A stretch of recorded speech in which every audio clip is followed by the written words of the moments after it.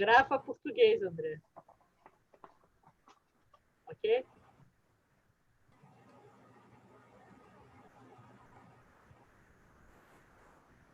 Start? Yes. Hello, welcome back. Is anybody new tonight, or is everybody the same? So welcome back.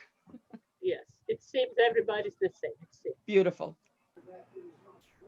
So I did a lot of thinking. Deixa a porta aqui, agora o som tá bem alto, engraçado. Magali, eu vou desligar você. Cadê você? Ah, tá ok. Oh, okay. Okay. I did a lot of thinking about this subject even more since Monday night. And I thought perhaps the best thing to do tonight would be to start off with what you've been thinking about since Monday. So I have that idea to invite you to say what you've been thinking about, and it will help me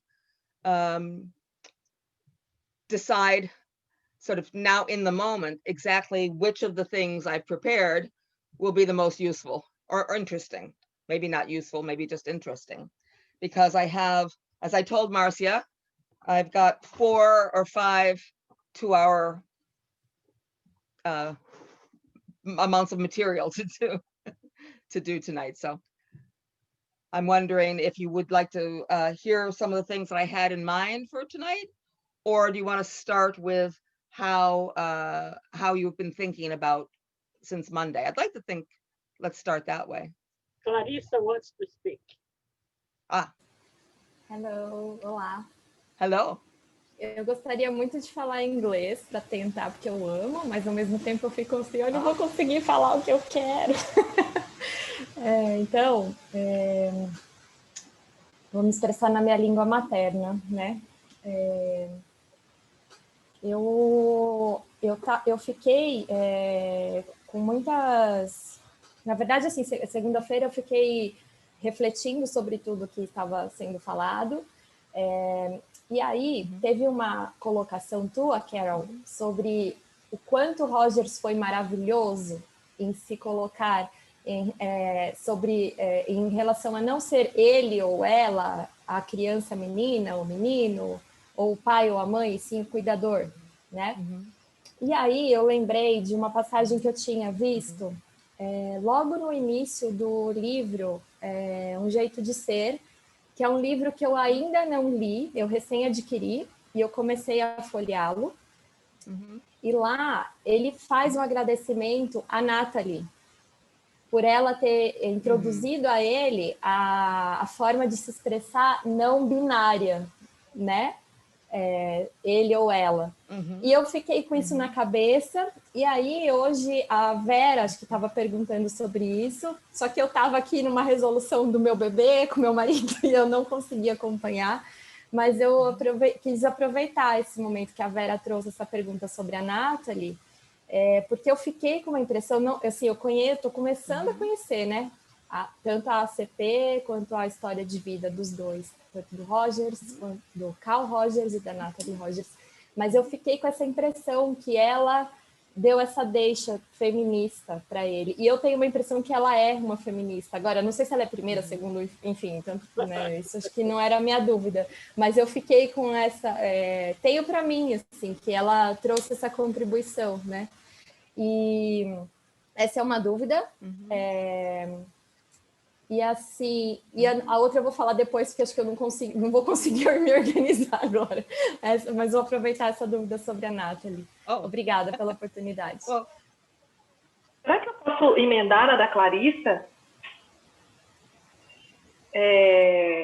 Queria aproveitar a fala da Clarissa, porque me fez pensar muito no livro que para mim é o meu preferido, que é sobre o poder pessoal, em que ele vai fazer, né, também ali na abertura, no prefácio do livro, nessa nota especial, né, em que ele vai fazer vai se colocar, né, eu acho que de forma aberta, e eu não me recordo de outro grande autor da psicologia, fazer esse posicionamento, que é um ato político também, né? E eu acho que ali ele faz uma convocação a toda a comunidade, né, ACP, e nisso que a Clarissa falou, assim, então de onde vem, né, essa fonte aí, talvez, dessa reflexão para ele, eu voltei na sua fala na segunda, Carol, para ver a data, né, e parece que foi escrito o original de 1977, e você falou dali na década de 70, a passagem dele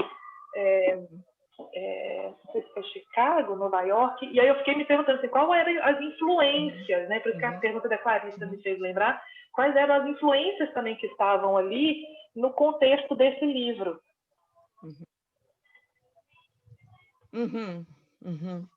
So excellent questions, both.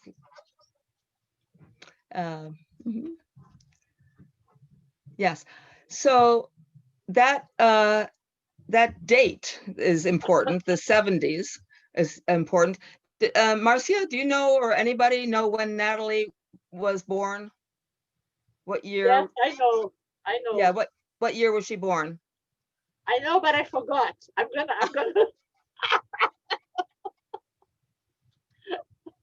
that's I'm gonna check it out now. Okay.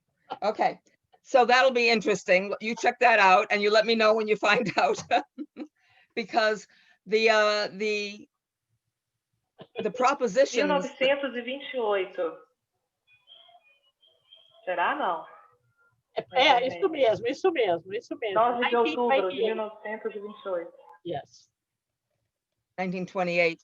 Yeah. So I don't have Natalie's biography chronology in my mind, but I do know that in that his propositions about the qualities of the human, characteristics of the human infant, that was published in the very big Psychology of Science edition by Sigmund Koch. That was in 1959. That was published. And so she was married and had more of a traditional role for a while, and she then changed quite a bit. So, but his theory predated that.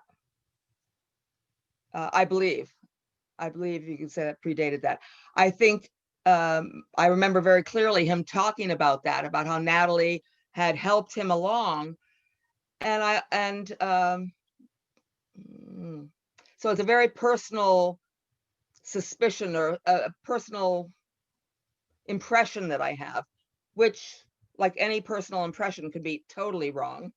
I'm very happy to not acknowledge that, but it seemed very much to me like he was a very loving dad there, a father who really loved Natalie and wanted to support her very much in her emergence, her emerging woman book, so he wanted to support her very much. And he gave her a lot of credit for his enlightenment. So that's what he did. And I think that some of those basic fundamental beliefs about the individuality, about the potential of every person, predated that revelation of Natalie's. That's my impression. I remember in maybe it's Becoming Partners, where he writes, I could have changed the pronouns here to say she in one chapter and he in another. He struggled with how to manage the gender translation.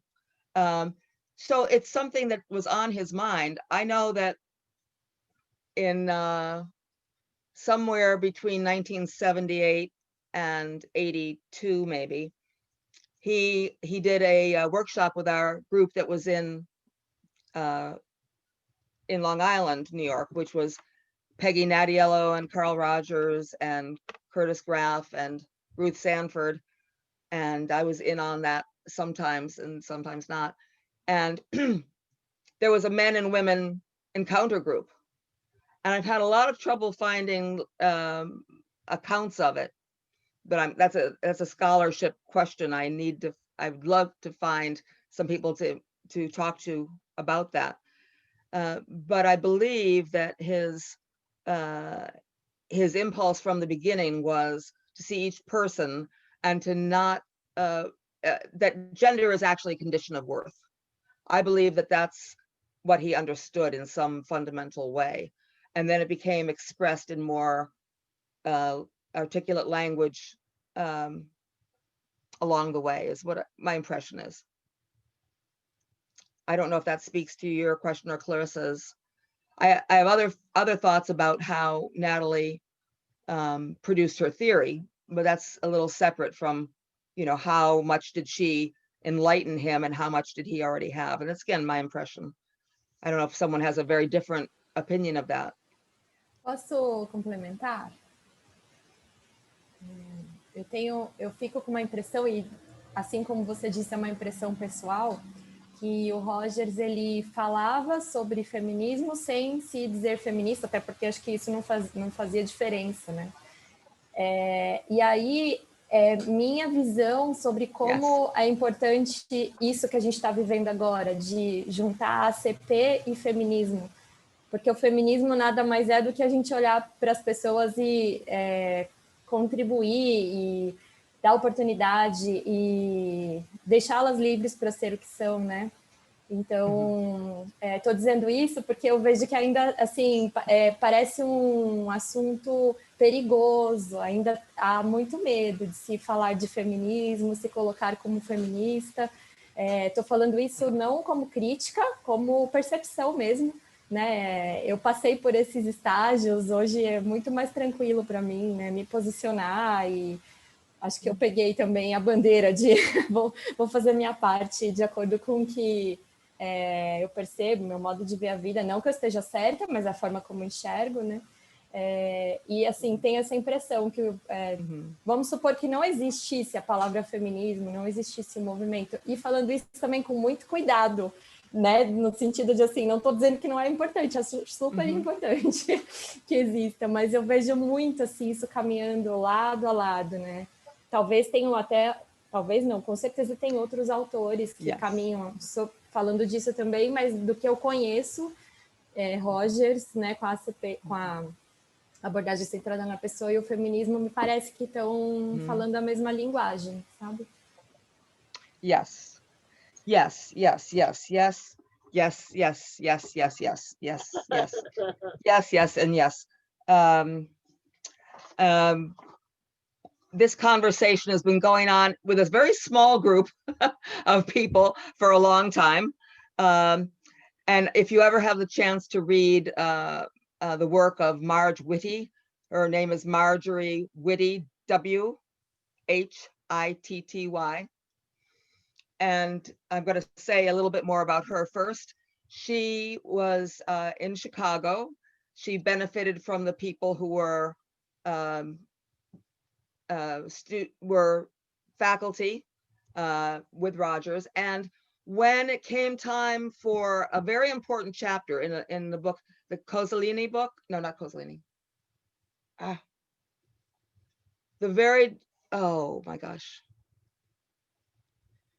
Cozzolini is on the neuro psychology.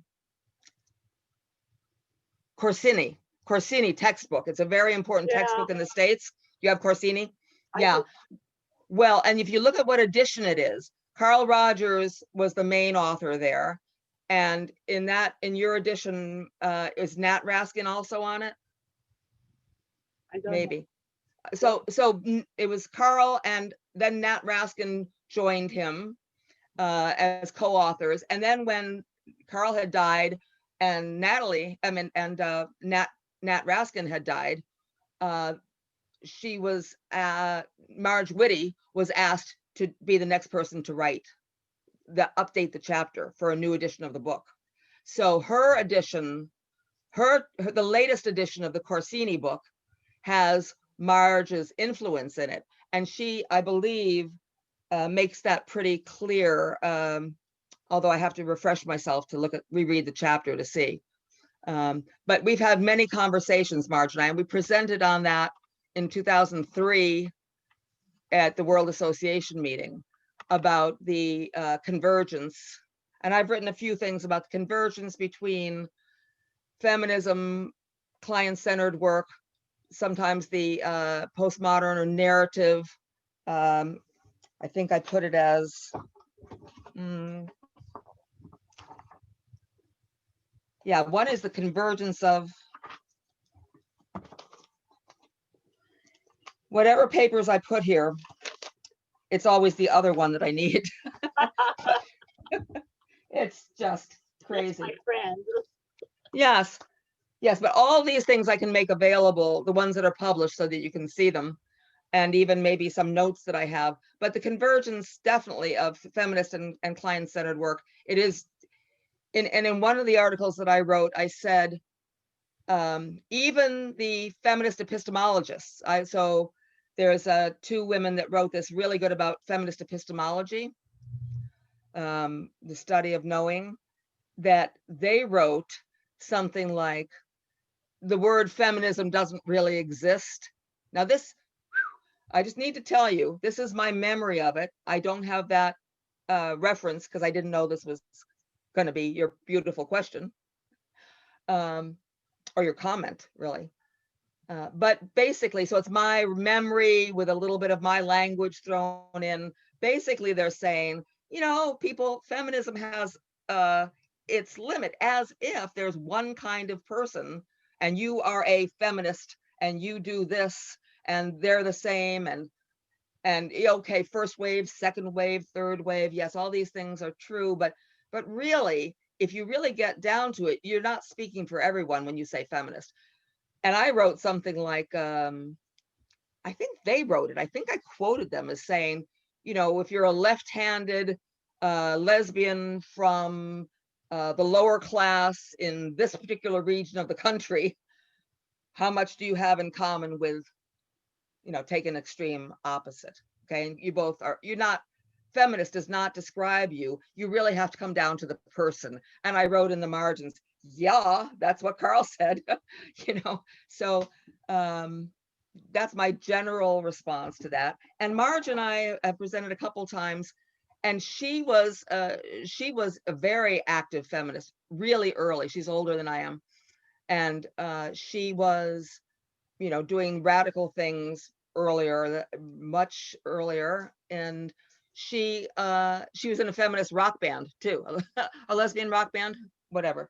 So she has all the fire of early feminism, and she and I have talked many times, and it's our opinion, I'm speaking for her, I am, because I know, and she and I both agree that there's no difference really. Come down to, if you're really feminist, you want to, you're really underlying the power and the autonomy and the connectedness and all of the things that it takes to be a person. And so in that way, it's an absolutely feminist position to be client-centered. It is the ultimate, you know, in our mind, sometimes we think it's the ultimate way to be feminist, because good feminism is not proscriptive. It doesn't order you to do a certain kind of thing and then you'll be a feminist.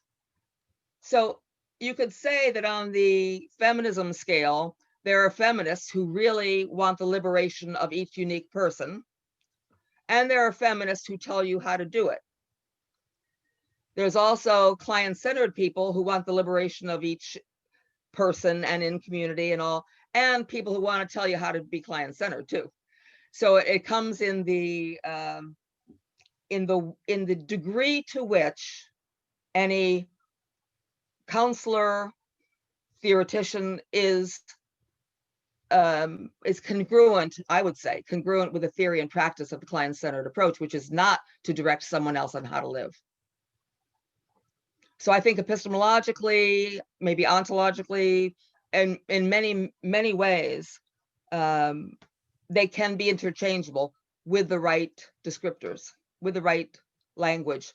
It is, and this is what you were saying, Clarissa, right? Isn't this what you were putting forth, that you believe yourself? Or is it a little different? É por aí, sim. É por aí que eu penso. E tem algo a mais que eu, assim, isso, eu falei do feminismo e da abordagem centrada na pessoa. Agora, uma coisa diferente que eu gostaria de te perguntar, eu não lembro se você é psicoterapeuta, me perdoe. Eu sei que você... eu estou te vendo aqui como uma professora. Me perdoe, não sei, tá? Mas... You don't know me, that's okay. I don't know you. We have a lot to learn. Yes, I'm a psychotherapist você too. é a estrela aqui, né? Então, me desculpe que eu não chequei. I'm a star. Eu tenho uma... queria que... isso pra gente... Não sei se você ia trazer isso, mas eu vou colocar aqui, mas pode ser, né, até pra gente falar com o grupo. Que uma coisa são as teorias, né? O feminismo e a abordagem centrada na pessoa. Uma outra coisa é o que eu tenho visto chamado a psicologia feminista. São né, psicoterapeutas que estão atendendo com base nessa vertente. E aí, também estou me aproximando agora, eu vejo muitas pessoas da área comportamental, né, da ACP, tenho visto agora, né, tenho conhecido a Lari, que está aqui, que tem ido por esse caminho, né, algumas pessoas que eu conheci esse ano também, que estão assim... Estão indo devagarzinho, mas não se colocam tanto como psicóloga feminista. E aí, o que eu quero chegar é assim, como que o que significa o feminismo estar dentro do setting? Que é algo que eu apenas vi pesquisando um pouco sobre psicologia fora, e eu vi um documento como chama? Da instituição oficial de psicologia do Canadá, falando a respeito disso, que para você atender uma mulher, você tem que ter os ouvidos centrados naquilo que ela vai trazer como bagagem de vida, né? Como histórico, que diz respeito aí a tudo que as mulheres passam, apenas por serem mulheres. Então, queria que a gente falasse um pouco disso, né? Como é que você enxerga que é o feminismo dentro do setting terapêutico, porque para a minha experiência, pelo menos, tem sido assim, de afinar os meus ouvidos, né? Segunda, você falou sobre decisão é algo de homem, isso me marcou demais, você falou decisão é uma coisa de homem. Não sei se foi assim, que se eu não me engano, foi isso que você expressou. E quando uma mulher vem no setting dizer que ela escolheu ou não alguma coisa, eu tenho aqui na bagagem isso, né? Até onde é possível escolher, sendo que ela é mulher. Então, para mim, isso é feminismo no setting. Queria ouvir como que é para você e propor isso para o grupo, né? Se alguém quiser falar. Eu vou aproveitar a fala de Clarissa e fazer umas considerações para ouvir, Carol. A gente, enquanto mulher, é marcada pela opressão desde sempre. Vou pegar aqui a cultura judaico-cristã. É marcada pela opressão, é marcada pelo silêncio, é marcada pela violência. Se eu venho para o Brasil, eu vejo, por exemplo, que 70% dos pretos do Brasil, negros, eles são descendentes de mulheres pretas e indígenas. E apenas 15% são dependentes de homens pretos, o que já revela aí uma violência que as mulheres negras viveram no país, não é?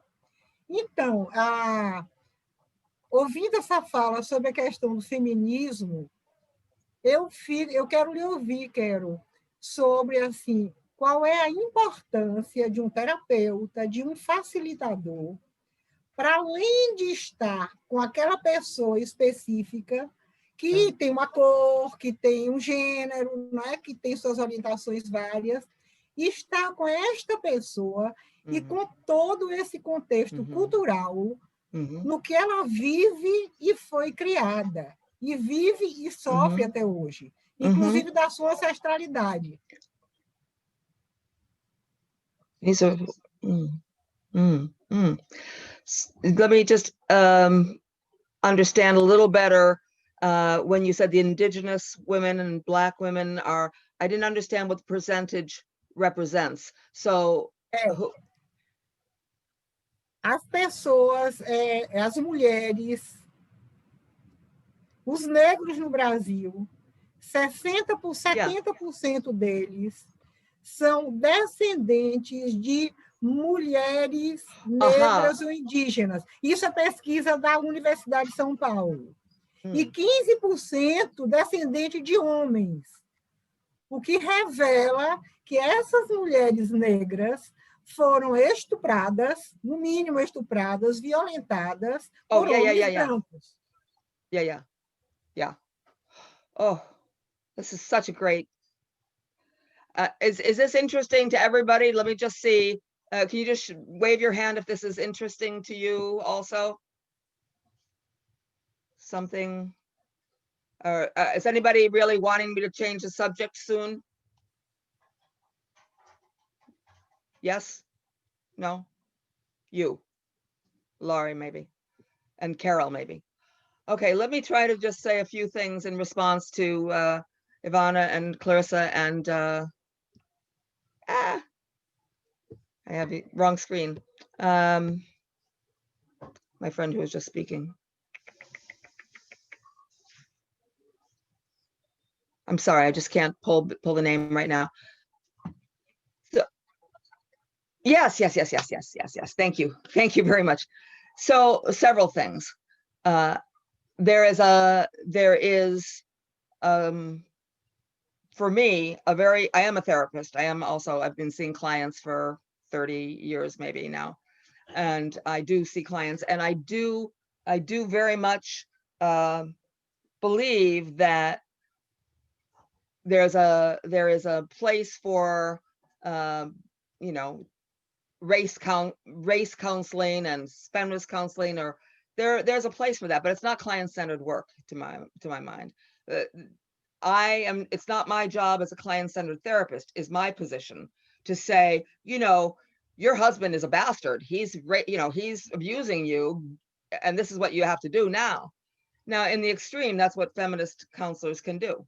They'll say, don't you understand? They'll help them see how, they'll teach them that they're oppressed.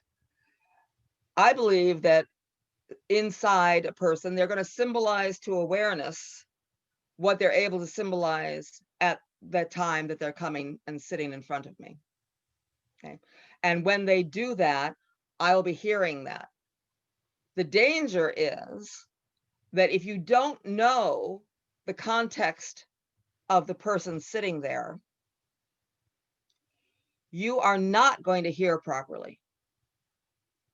You're going to be in error. You are going to be wrong. You are, in my mind, you're going to be wrong because you're not hearing the whole organism of the person. That person lives in a hostile house, with family that's hostile, an abusive house, a beautiful house, a loving house. What they're aware of is what they're going to be able to bring forward. And it's like you say, if someone is 500 pounds, very, very overweight, you don't say when they walk in, you're really fat. I mean, that's not client-centered therapy, right? So any of those impositions of theory over the person are not relevant in person-centered theory. That's my bottom line, my basic assumption. You're theory-centered, you're topic-centered, you're ideology-centered, you're biased in your way, and you're pretending that you do know exactly what they're experiencing, and you don't, because you probably have never been that human being. So how you don't know what that blueprint, what that phenomenological complex, and how that's interacted with their biology and their family social structure, or their tribe, or their religion. There's no formula for, I understand and here's what's wrong with you. In my book, that is anything close to client-centered, original client-centered work. Carol, Yeah. Parece que tem uma certa tensão atualmente com a questão do feminismo e do racismo, que quer que seja, entre o lugar da fala e o lugar da escuta, né? Quem é que pode falar, quem é que pode ouvir. E, às vezes, isso, na minha avaliação, dificulta a possibilidade da gente se esforçar para entender a outra pessoa diferente. Então, às vezes, eu já tive algumas discussões dessas. Então, assim, um homem não pode entender uma mulher, um negro não pode entender um branco não pode entender um negro, uma mulher não pode entender um homem, então fica muito limitado. E eu acho que a questão do feminismo também passa por aí.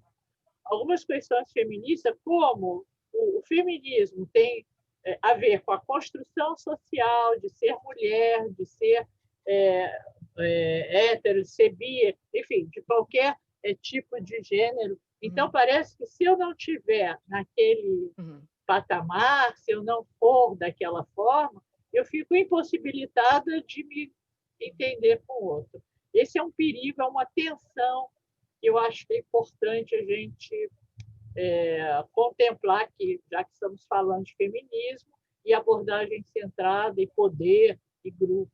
Essa é a minha avaliação. Yes. So let me ask a question or two about that. Is there a tension in this group right here, sitting here now, about this, you think? No, I don't think in this group. Eu acho que, but outside.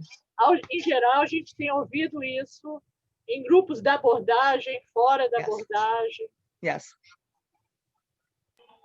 Yes, there's lots of people. Oh, go ahead. Que está me fazendo aqui refletir pelo que a Ivana trouxe, né, e Márcia foi ponderando, assim, que é esse lugar. Vou trazer aqui a minha experiência, né? Eu sou psicóloga, sou feminista, trabalho com mulheres em situação de violência, com os homens autores de violência contra as mulheres, e entendo que compreender processos de interseccionalidade, seja gênero, classe e raça, especialmente, né, trazendo também a questão de classe aqui no Brasil, ela é um fator de compreensão, ao meu ver, dessa construção sociohistórica, assim, né? Onde que se ancora a cultura. Yes. E acho que entender esses processos de construção culturais e essas violências estruturais, né, eu entendo que é como assim, quase que onde que eu vejo dentro da CP, né?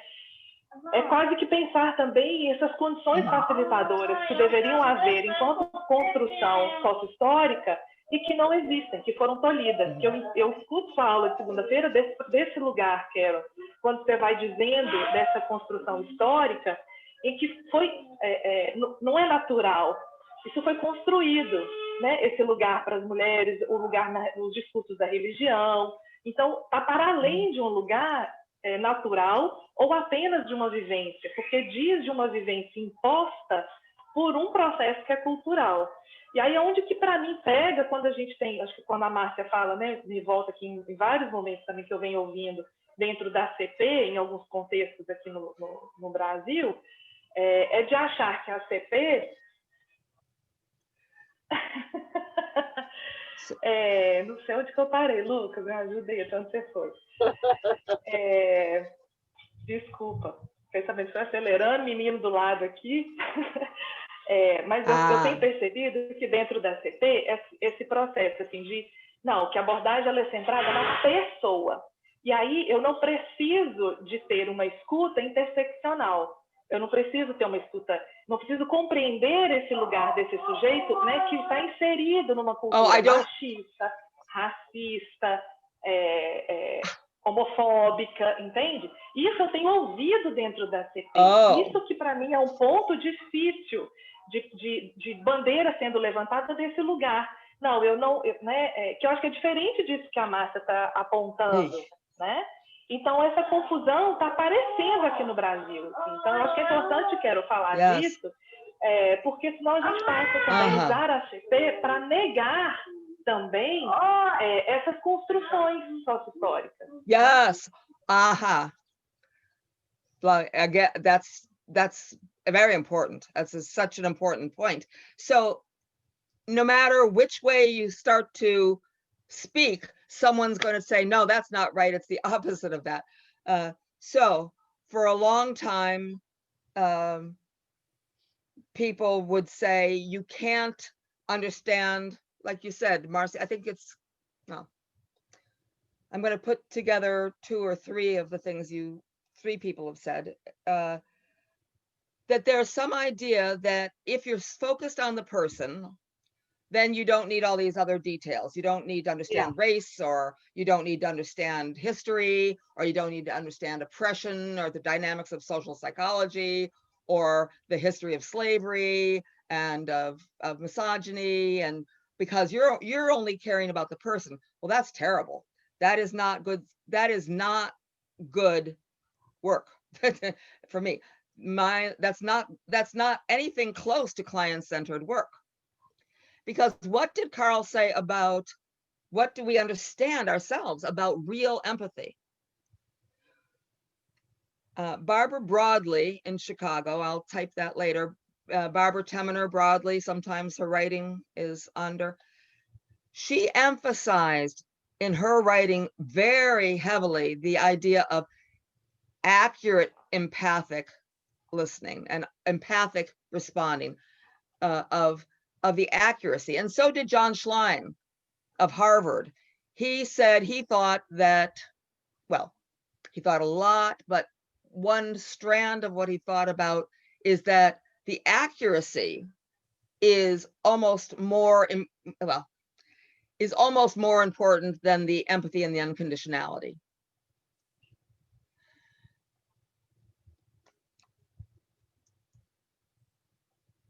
Because it's your accuracy, the particularity, the absolute detail of knowledge of being able to hear a person accurately requires understanding their whole organismic, social, contextual, historical, caste, class, race. There's no topic that should be absent from accurate understanding. Now, nobody knows everything, but everybody can learn from their clients. And if you already have a preconceived idea about race, or about what a lower class person, or someone who lives in the favela, somebody who's not Christian, no matter what preconceived idea you have, if it doesn't keep learning and changing and growing and becoming more wide, you're going to not accurately, empathically follow that unique person. You don't know how they experience being Jewish. You don't know how they experience being Muslim. You don't know how they experience being a woman. You don't know. And it's that radical, I think of it as radical humility.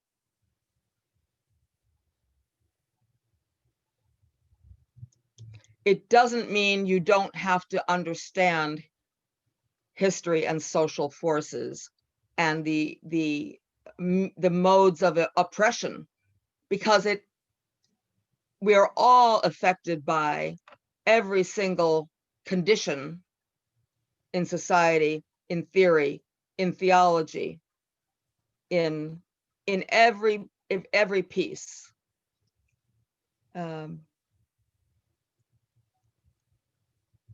Yeah, when I was on a panel for the World Association about gender, somebody I loved very much and respect very, very much, Gerald Bozarth, wrote about that. And he said, you know, leave that out. And we had arguments about that. And I would say it's the way that you empathically listen based on what you have allowed yourself to learn. And to be actively listening to a person, you really have to understand something about the forces working on them, economic, political, geographical, religious. You have to. And I wrote one line I remember from another article. I said, Rogers decontextualized is Rogers misunderstood. Does that make sense in translating, right?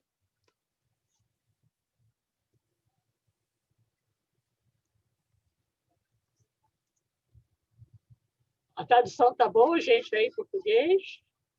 Eu estou ouvindo em inglês, então não sei. Você já tem que reclamar ou falar alguma coisa. Ou não reclamar. Just like you can't take for granted what their relationship to their father was, you can't take any of those other things for granted. And the more you know, the more you're able to be empathic. So, for example, this is a,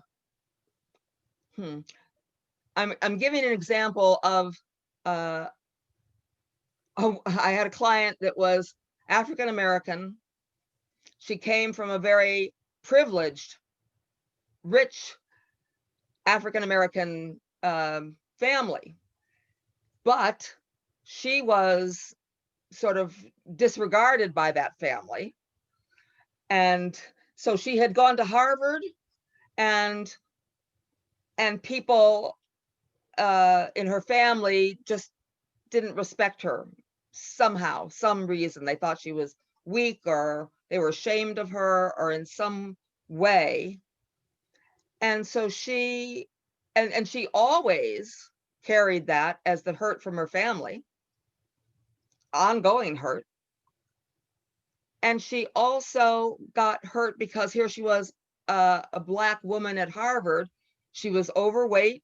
She was really brilliant, but always, she said, when I walk down the courtyard at Harvard, I'm just another, and then she used the N word.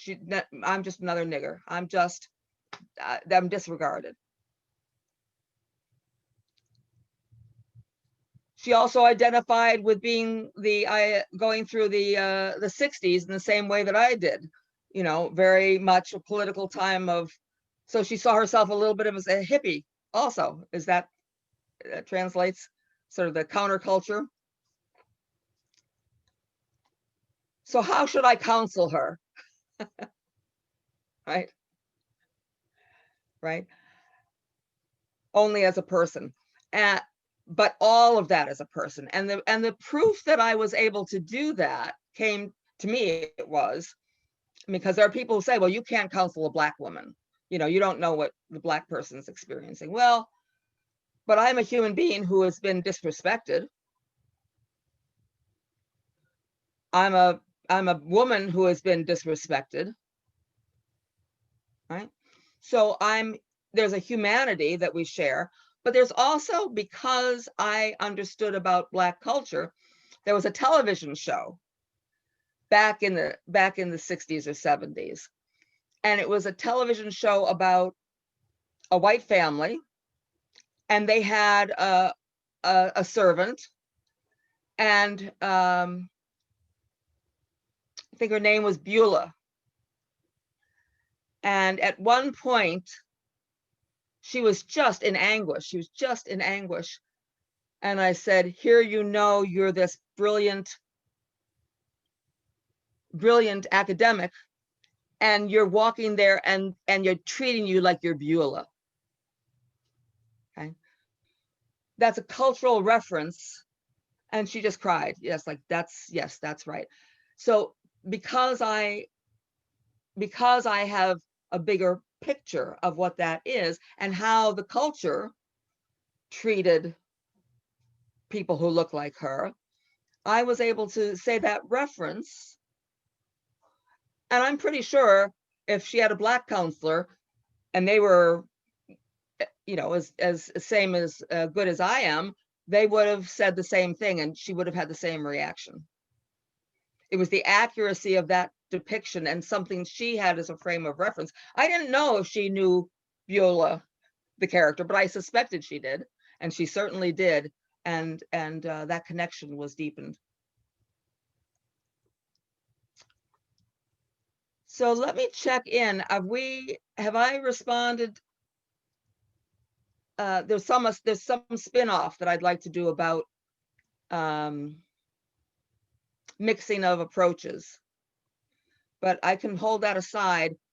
I'm interested to see if somebody else wants to go in a slightly different direction. I'd be wanting to understand if that's true.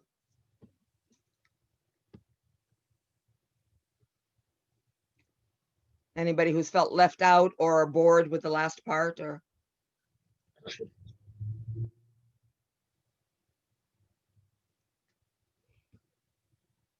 I'll make one more minute and then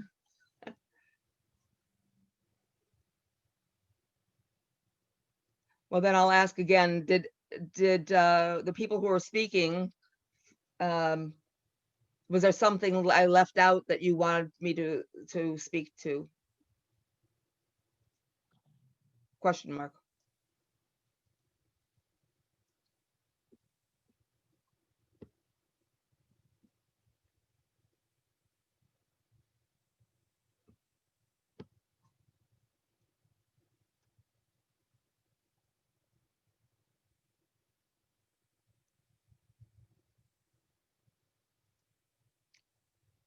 Anybody? No? Okay, well, one of the things that's come up a couple times was Natalie's role in this discussion. And one thing I thought of saying tonight is that the difference in history of psychology is pretty important. And one of the places that gets very confused, I think, with client-centered theory and practice in the counseling room and in the ideas and the theory is when you mix together things.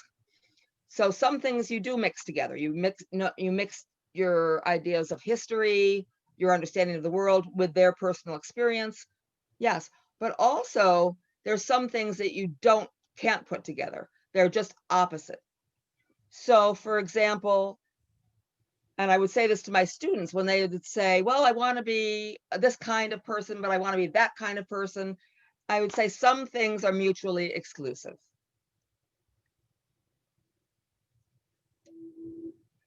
So I would say, for example, you can't be just a little bit pregnant and a little bit not pregnant. At some point, you're either pregnant or you're not. It's a little yes or no. It's barely, you can't be both. You can't both at the same time be very pregnant and very not pregnant. It's not possible. You might not know you're pregnant yet, but you can't be both. And in this way, how you think about gender, I believe, it's male and female, how you think about all is that gender, for me, is one of the most proscribed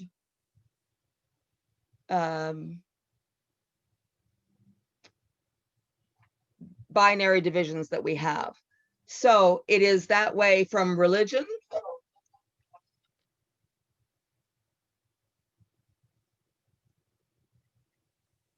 Oh,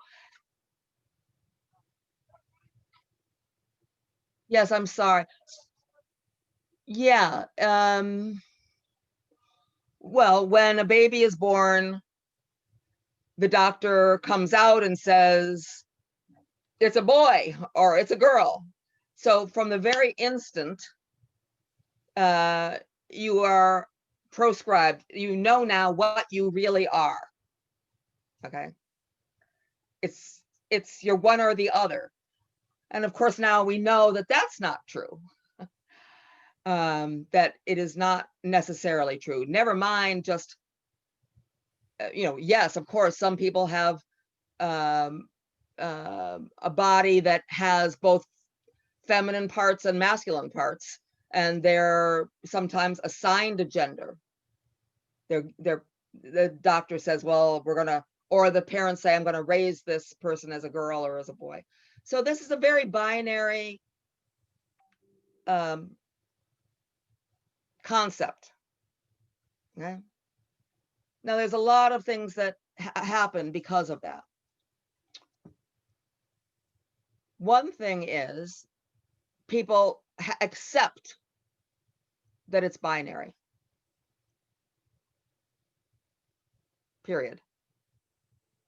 And that there are differences. Period. And those are biological. Period. There's one thing that is true. Okay. So let me see if I have this. Again, I think I'm going to have to try to say it from memory, and I'll put more of these resources down. The resource I would have to remember to write down is a person that wrote The Apartheid of Sex. Apartheid was the policy in South Africa that separated the blacks from the whites and the coloreds, and it was the whites were good and the blacks were bad. One was privileged and one was oppressed.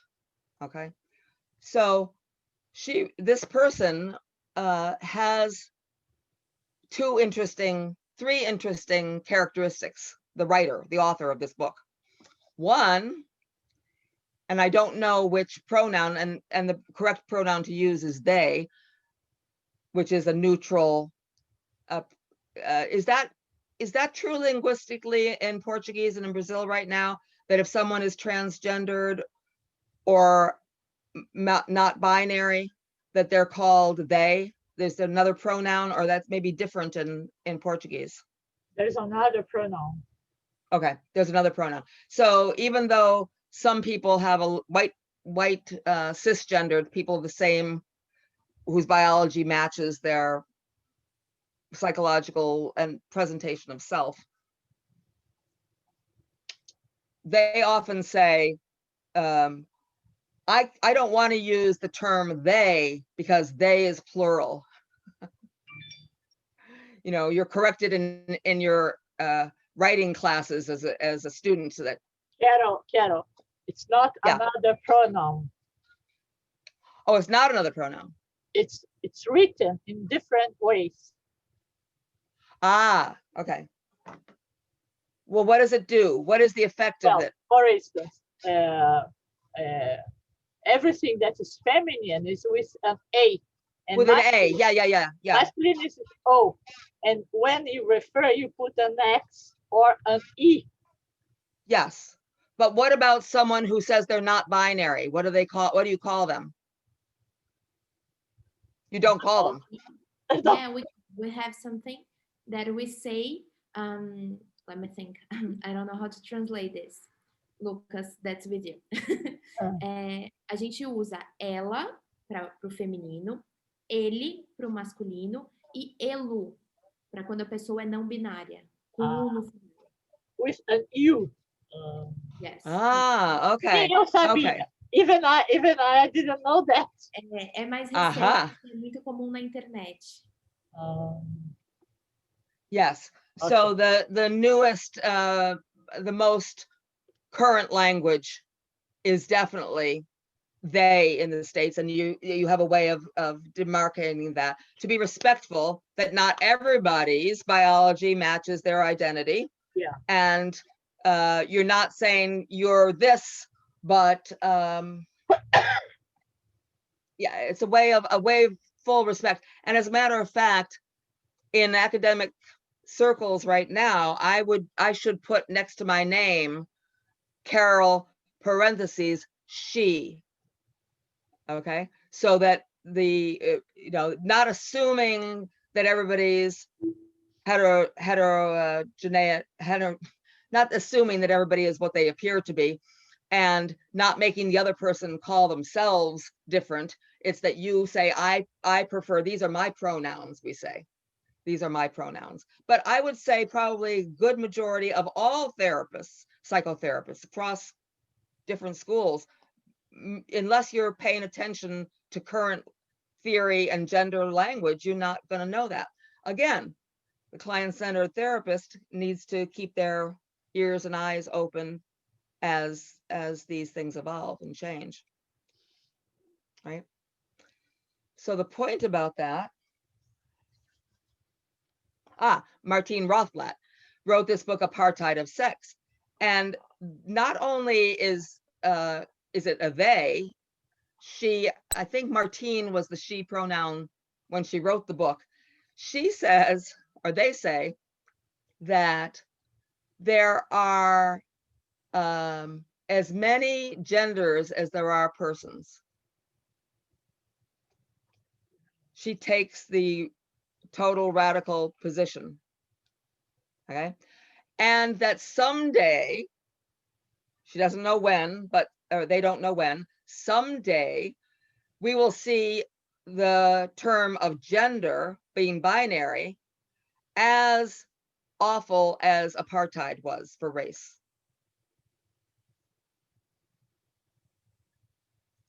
So that's one thing that's been in the literature. They've been doing that they've taken that. And the other thing about this person, this person's just wild. They were on the Human Genome Ethics Commission when the human genome was being sequenced. So they go down to the biology of chromosomes, and yes, we find that doesn't count. No, and that's not relevant. And by the time that you take all these assumptions that are about even the chromosomal differences, they don't really work correctly. They're not with the newest science. They're 100 million years old.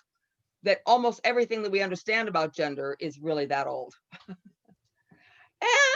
they were a lawyer. That's right. They may have been on the ethics, but they were a lawyer for the human genome sequencing. So I tended to give credibility to what she was writing. They were writing. And I still stumble.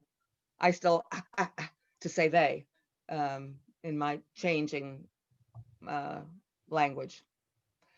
And this is very important, because what you have that goes through, that has gone from the beginning of time about gender, there's Adam and Eve, right?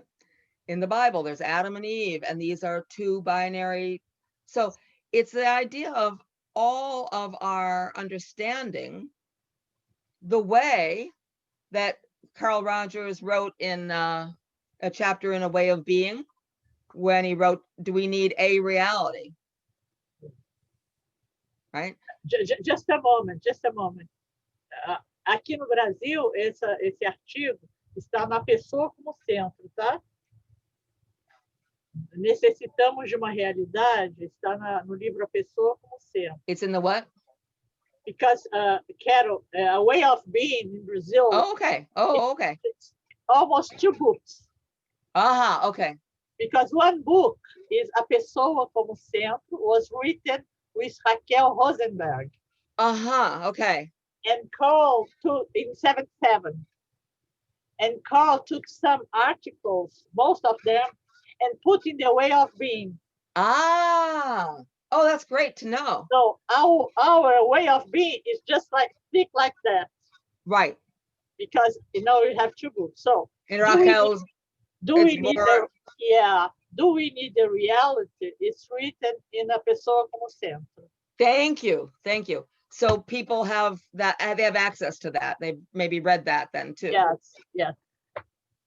Well, what Rogers says there is that we think of the table that we put our book on as solid.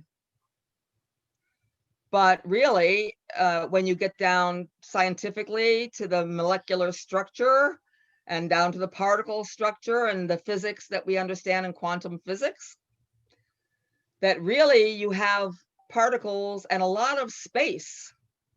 You have a lot of space and a lot of whirling neurons, protons, and all sorts of manner of small particles. And then there's more space than actual matter, I guess energy and matter from Einstein. Does that translate? Yeah, just like in the, yeah, so things are whirling around a center, and yet when we hit the table, it, you know, you hear the noise, it seems solid, and it is solid on one level. On the molecular level, it's not solid. So again, Rogers was really ahead of staying more current with the physics, the newer physics, and this is the challenge to client-centered practitioners and theorists, to stay ahead of these understandings.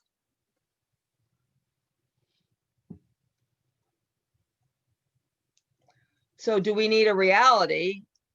Could also be, do we need a gender? Because how would we understand a person if we didn't already know their gender?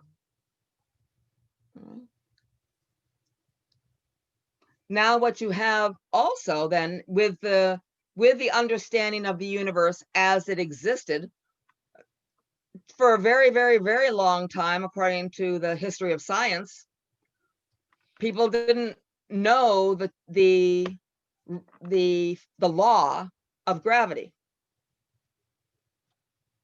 right? That had to be proven with Newton dropping the apple. Yeah, you know, why does it fall down instead of float in space? Because we have gravity. So there are many laws of the universe that we understand now that are not updated. You know, Windows sends you update the new version, or your Gmail, and you change the version of it. But our psychology has not been updated for a really, really, really, really, really, really long time. And that gives us some of the problems we encounter with theory. So you have people saying, this is the, well, all right.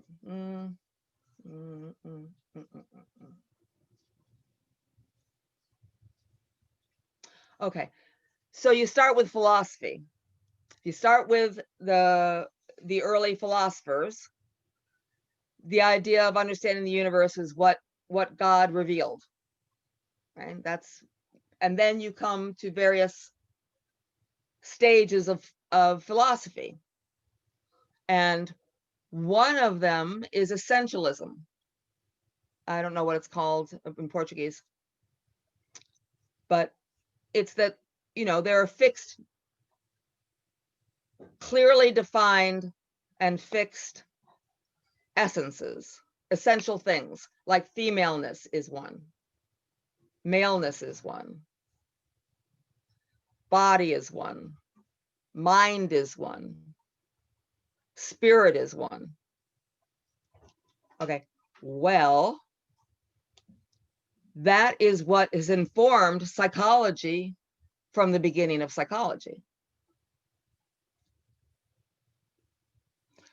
So just as our understanding grows, we move from Freud and being all physical and sexual and mouth, oral, and anal fixations, and we move to more social connection, and then we move to more, you know, we expand when our knowledge expands, but we haven't expanded so much with gender. And people get very upset about any challenge to that. You know, as in homophobia, and in making being other than binary, or being gay or queer in any way, is an illness. When I was in an international conference in Moscow, around the Moscow area, one of the person-centered people from that country said to me after we're walking back to get a drink or something, and she said, well, what is the diagnosis of that boy? This is a very mature, client-centered, I understood her when she spoke, it'd be very knowledgeable. She said, what is the diagnosis of that boy? And so diagnosis, I'm thinking, well, what's the translation? Is she saying, how do I understand this boy? And who's the boy? Well, and then she went on to explain, well, it's the boy whose mother is always telling him what to do. And now I'm going, oh boy. First of all, I have no idea who she's talking about, because there's nobody that has a mother there telling a child what to do. And finally, I asked her more questions. She said, oh, and now I got, oh, she's talking about these two people. They're colleagues. They are very equal. One male person, one female person, they identify that way. And they are co-workers, and they've written together and done all of these things. And so I'm saying, well, why? I said, no, they're not husband, they're not mother and son, and they're not married. They're not spouses. They just are a very tight team. They work together all the time. And she said, yes, but he's homosexual. And I said, yeah. So I was trying to understand. And she said, what is his diagnosis? And she was ready to blame the mother for him being gay. Okay. So it's not, that was a couple of years ago. This is not the 60s or the 70s. So this thinking is really is very stuck, in this case, taking something from psychoanalysis. Okay. And when you take that and then impose it on a client-centered theory, for me, it was like, wait a minute, I don't even understand, what world are you in? Okay, so that's one thing. But then there's another one that I see most colleagues, many colleagues that I love dearly and respect, who speak about gender as not fixed in the same way, but every person has in us the female and the male. Very much speaks about it in a very, what we understand as Jungian way. Okay, remember, where'd Jung come from? Freud, Erikson, next generation, Jung over here, competing ideas. Oh, no, you're too small, Freud. It's not just this, but it is that we all have the feminine and the masculine, and we have the light and the dark and the shadow and the, whoa. Okay, so this is now you're directly in Jungian psychology. In my mind, you are definitely in Jungian psychology. And you're taking some of those concepts from Jung, archetypes. This person's the bitch, this person's the Madonna, this is the whore, this is the, you have these archetypes, and you're bringing them in and explaining client-centered theory by way of Jungian psychology. And nobody even notices. I mean, now to me, that makes a lot of sense, because it fits with the hundreds of years of understanding about gender.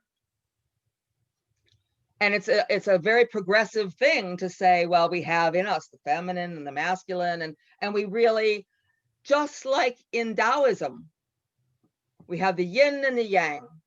And as we know, in that symbol with the black, you know, the two things coming together to form a whole.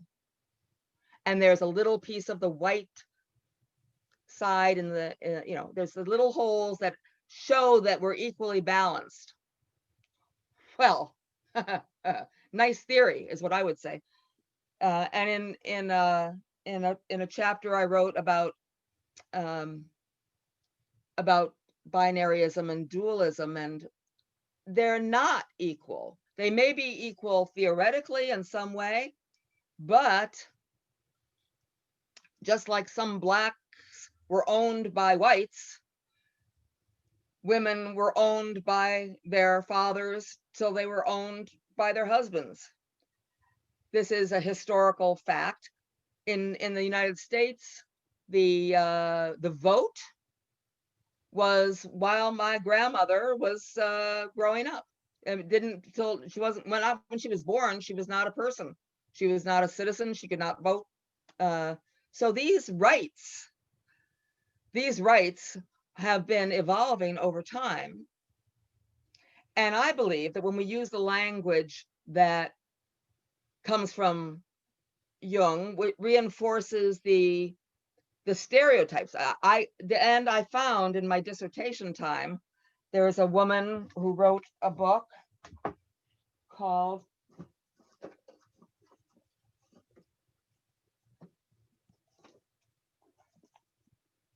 let's see.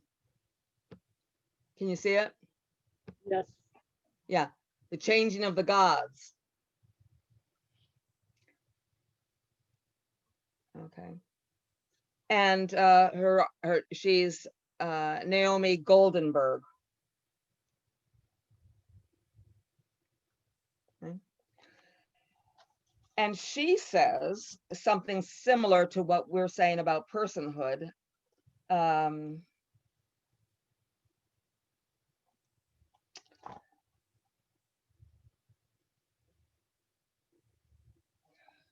That for the history of religion and theology, that women were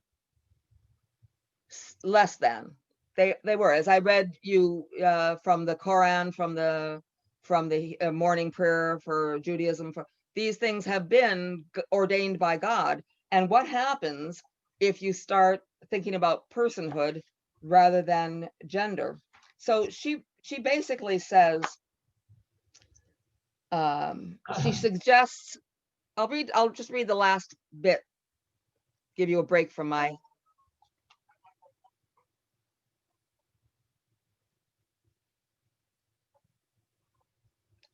Oh.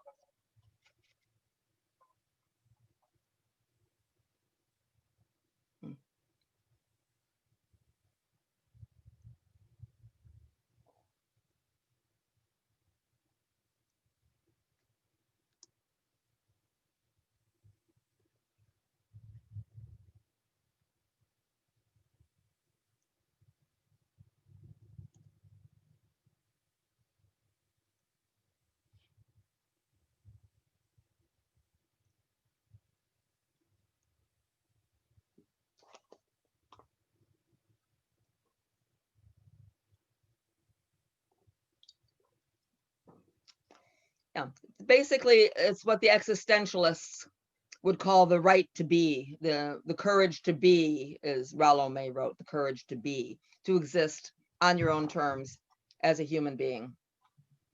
So she the person who wrote this blurb for the book, her name is Phyllis Chesler, and she was the first person to write about mental health in women in a very strong and radical way, about women in madness. And she looks at the Freudian, the psychoanalytic hysteria that only women had, and traces it back to the origins of Freud, and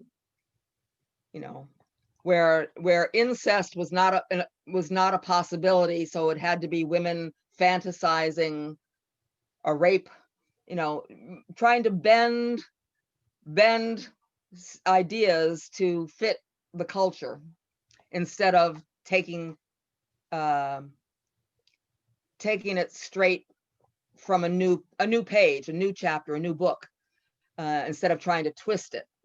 So it's it's that same, so she wrote about that, and this is what Phyllis Chesler says about this book. This book asks the right questions for women in terms of spirituality and religion.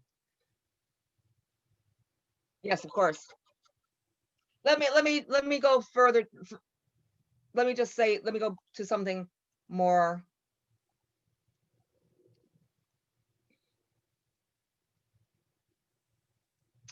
I'll put it in my own words. I'll put it in my own words. Okay. Why she says this is a good book is because she clarifies, the author clarifies the total exclusion of women in religious hierarchy.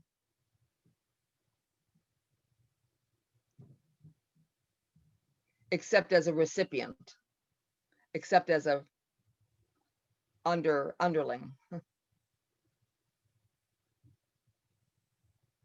As in be subservient. So it's God, and then God tells the priests tell the men, and the men take care of the women.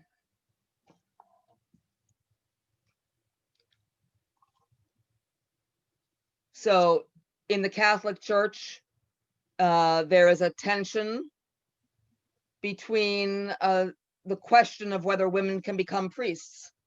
And as of 2020, no is the answer.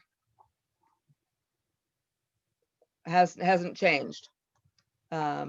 So this book says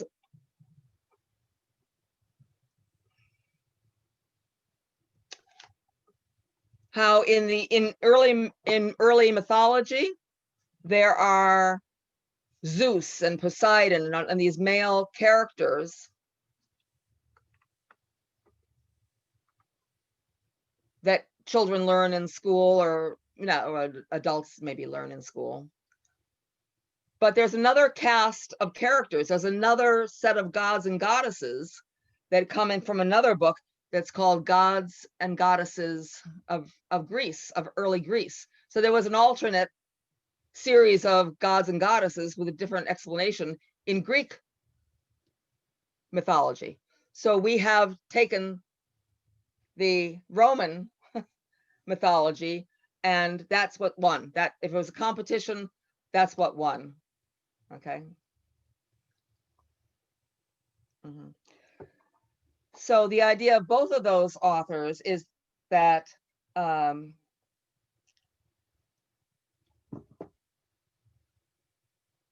this author, this Goldenberg, says that we have to get our early goddess.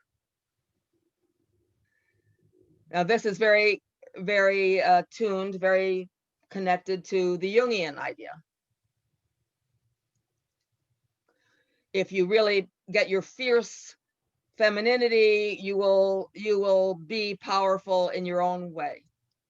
It's going to be a different way of power, but it'll be authentic.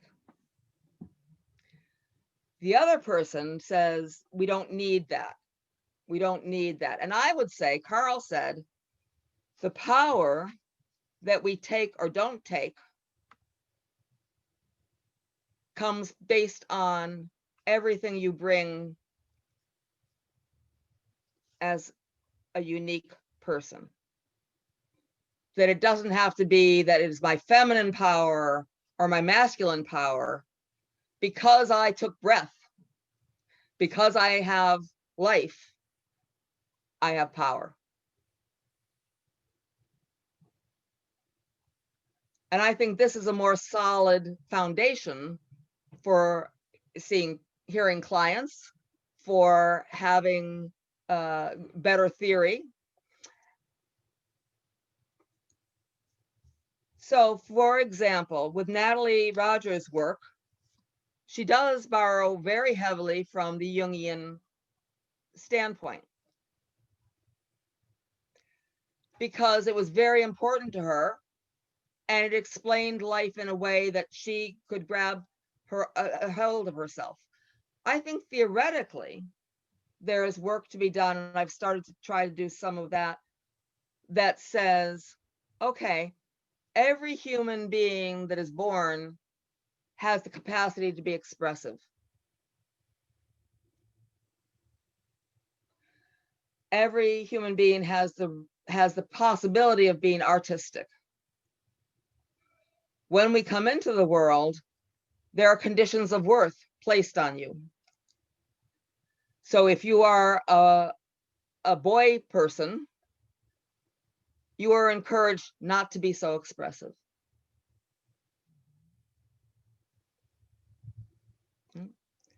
And maybe later in life, if you hold on to your emotions and feelings because you're not supposed to be expressive, it may have very, very negative consequences to you as a male human being. The rate of suicide is very high in men. The ideas about how to be a man are limited also, as women's options are limited. And women have been trying very hard to knock those limitations away.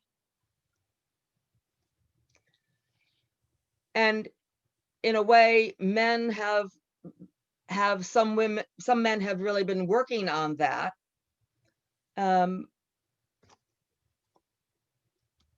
But it seems to me to learn to accept their femininity is a harder job than to learn that sometimes they feel love, sometimes they feel tenderness, sometimes they feel nurturant, wanting to hold the baby. That this is a human characteristic. It's a characteristic of the newborn infant, and it's a characteristic of the adult male.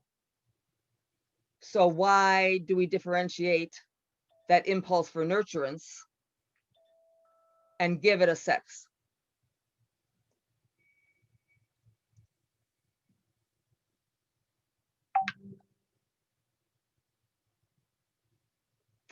So I'm going to stop there. There's more about that. And I think in groups, I think groups are very powerful for helping people bring down the oppression of manhood and womanhood, of the stereotypes for both men and women. I think groups are a brilliant place to do that. In my experience, one of those big international conferences held back in the 80s, maybe, yeah, late 80s, maybe. These two women were walking along the beach in the area where this conference was being held in Holland, and they were assaulted sexually, attempted a sex, they were harassed, and there was a danger which they escaped.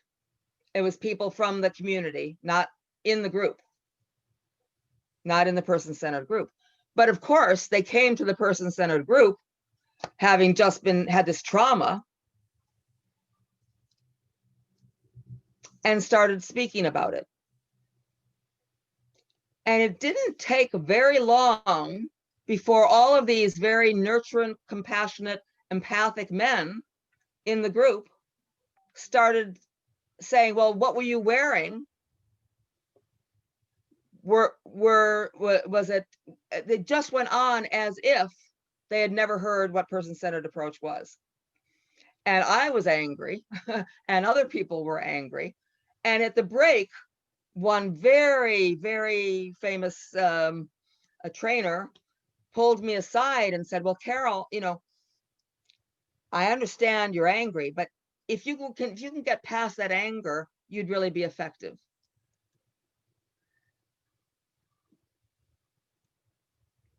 Right? So on one hand, it was a terrible insult. It was, women are not allowed to be angry. Oh, he was angry several times. But but I had to go to therapy to get rid of that. And on the other hand, yes, of course, if I were more confident in my power, I still would have been angry, but I might have been able, I don't know. I don't know if I could have been different, but this went on for a long time. I mean, a long time. And it surprised me when one after another person in this group, of course, women responded. It doesn't matter what they were wearing. And then, but here we were. And this is an enlightened, advanced, educated, person-centered crowd. But they didn't suddenly lose their cultural baggage, their cultural conditioning.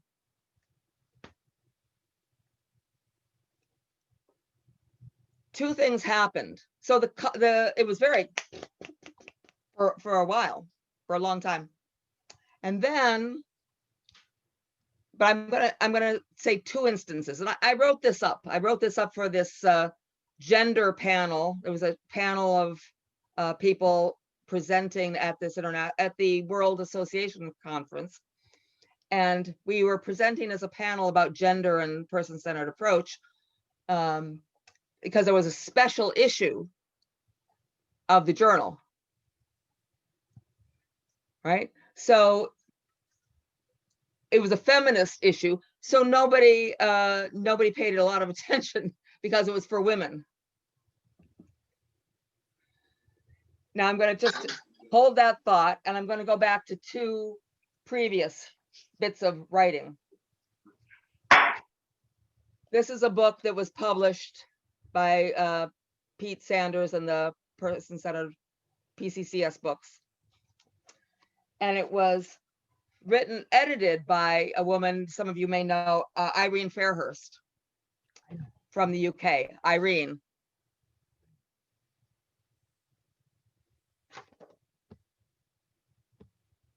Do you want me to pause? No. Okay. So Irene said in this this book, and she called it Women Writing in the Person-Centered Approach, because if you look at the textbooks and if you look at the books, they're mostly male writers. And so she decided she better collect this radical thing called Women Writing in the Person-Centered Approach. And I'm going to ask, you can guess what date it was, but this is what she wrote in the preface.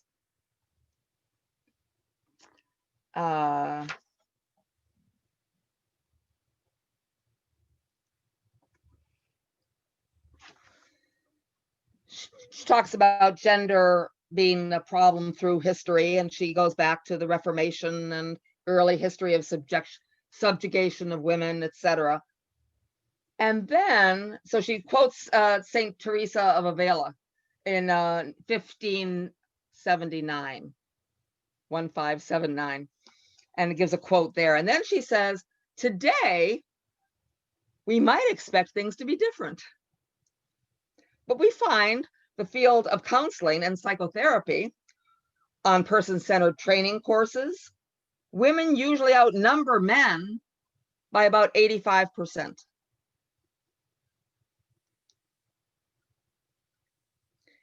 In our literature, the opposite is true.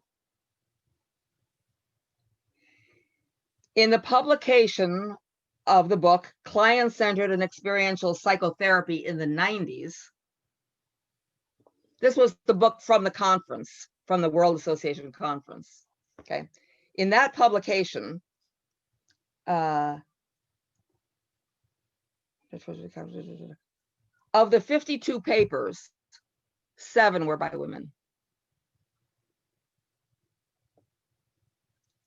The situation is replicated in most editions of selected writings. So I hope this book will be timely and welcome. My intention is to offer a forum where renowned women in our field put their thoughts, feelings, ideas, etc. So she goes on to say, this is why I did this book, because we have all this training that is heavily female, and then all the writing and the professors, which are heavily male. This is another reason why I love Marcia Tassinari. So this book was written, it was edited and written, and I have a chapter in there. Earl, my first chapter might not be so great, but the date 1999. Okay. So as more women in the person-centered approach were talking more and more, Pete Sanders supported a book called Encountering Feminism. Okay.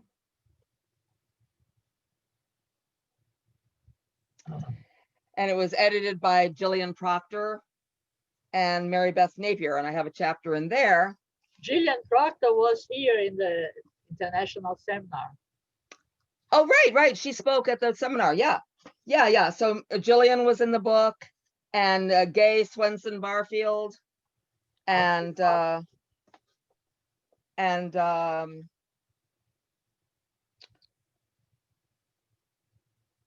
person who was going through a transgender change, who was very person-centered, Peter Schmidt. Anyway, so we wrote this book, edited another edited book, and Peggy Natiello, wonderful writer. If you've not read her book, Peggy Natiello, if you haven't read her book,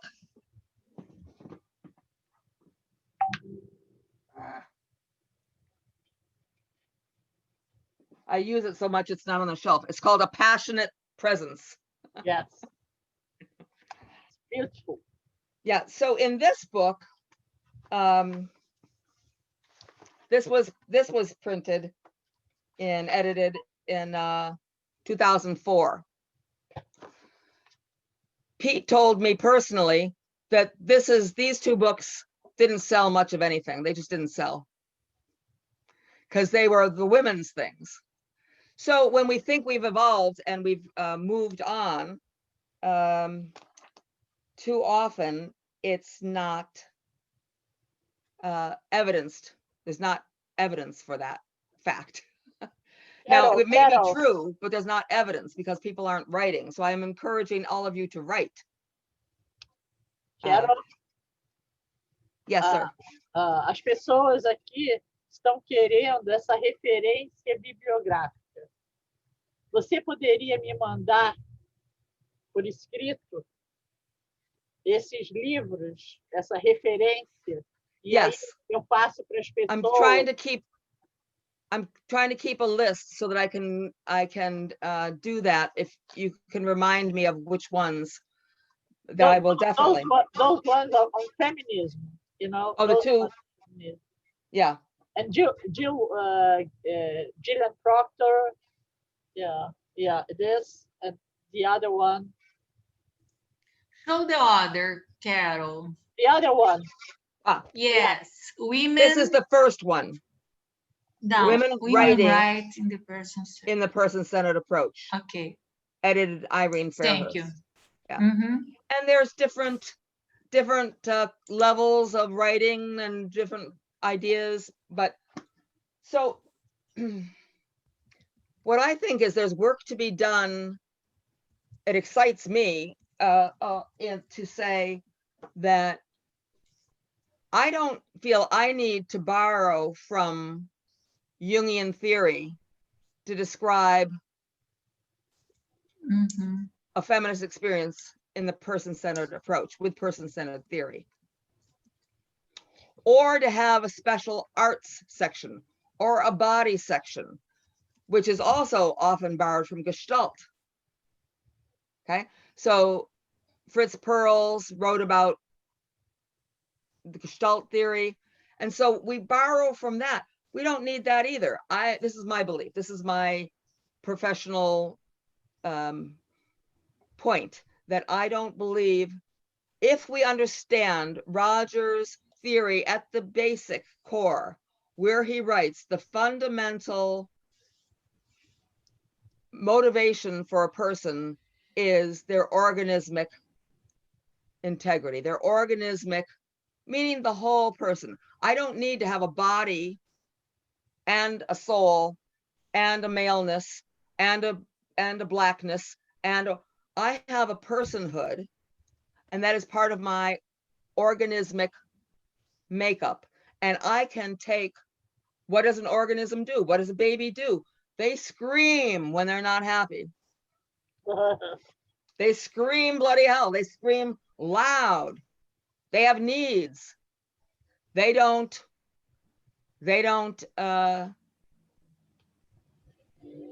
submit the way if they're a baby girl, they may learn to submit and be more quiet.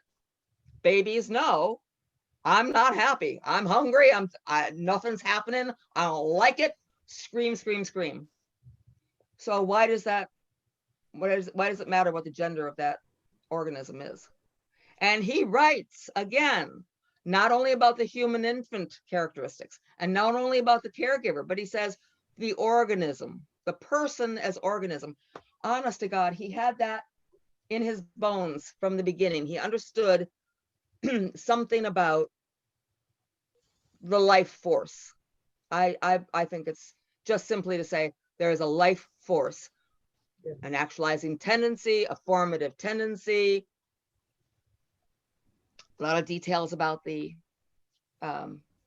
terminology, but basically, I think it would be wonderful to have more writing on how these social things are expressed using person-centered theory rather than other ones. And one person has mentioned that, we've done it very well, I think. One last thing, and then I'm going to be very quiet. Keith Tudor, yes, has this book, Person-Centered Therapy, a Clinical Philosophy. So he is a person who has kept up with generations of intellectual and gender and meta narratives and postmodern and phenomenological. He's up to date, and he writes in his book about Rogers back in the progressive era, et cetera. And then he writes, can I summarize it? He says, to focus on social relations and context as viewed in the person-centered approach, it's like introducing something new, right? From the therapist's frame of reference. And he says, discussing the interaction of feminism and the person-centered approach, Proctor and Napier, the ones that edited Encountering Feminism, that didn't sell, says that we have a different perspective. The focus of the study, a person-centered approach does just what I've been saying. He wrote it very nicely. I don't need to have Lucas work any more crazy translations. So I'm going to stop there and just thoughts, reactions. I wish I could read the chat, and of course I can't, but I'm very aware there's chatting, and I'm just going to be quiet and let you talk. I can read a little bit. Well, people are very interested in your bibliography, your books. Mm-hmm. And they asked me if I have that material. And if you have what? If I have that book, those books. Yeah. If I have, Marcia have. Mm-hmm. And they thank you for the gratitude for this marvelous space. Mm-hmm. If I can ask you to pass those books for us. Mm-hmm.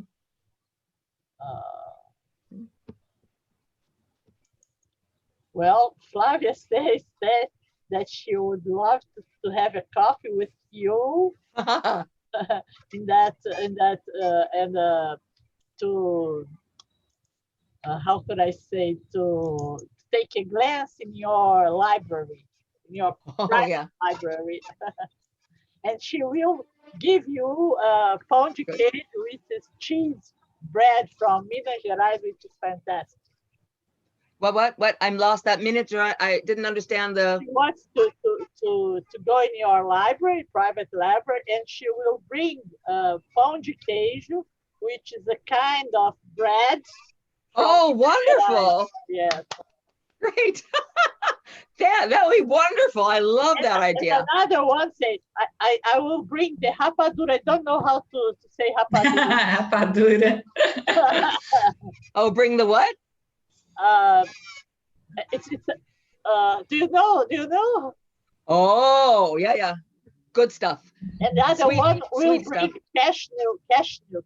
How do you say castanha? It's cashew. Nuts. Oh, cashew nuts. Yes, which I had to learn from Marcia that it was also a juice. I thought she was crazy. I thought she was saying we didn't used to have cashew juice. Now we do, but I learned that from Marcia. Another one wants to bring those things from the northeastern tapioca that you ate there. That I don't know how to say in English. Lucas, help me to say tapioca. Oh, tapioca. Oh, yes. Yeah, tapioca. Yeah. Oh, that's not easy. That's no problem. That.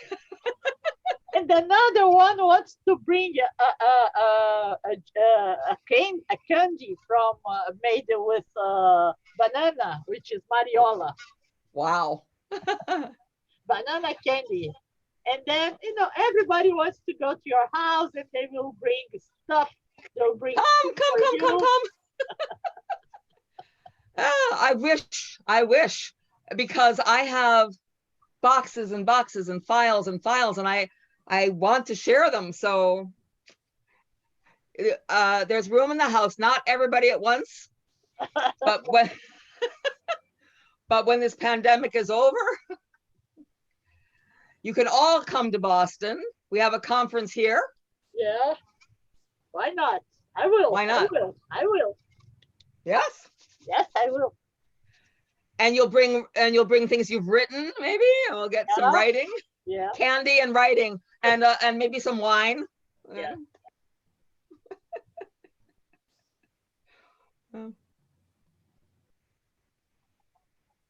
Aha. Yes, that's true. I fly when I can fly. When it's possible. I'd love to come again. Did Luca invite you?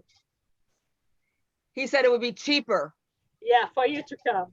Seria mais barato que ela viesse do que todo mundo fosse lá. But if you have some other reason to come to the States, yeah, just come and stay at my house. Before Trump don't come back. Yes. Yes.